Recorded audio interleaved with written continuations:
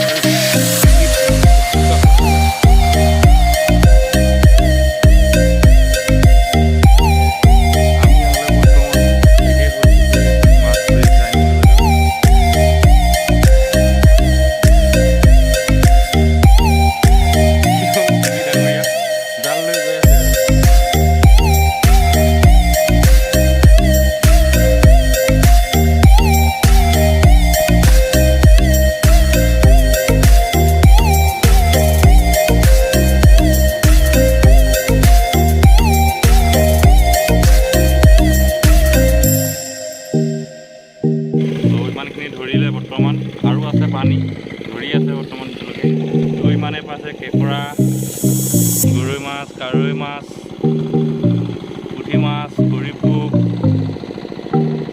আমাৰ কাৰণে এইটো প্ৰিয় নাস্তা।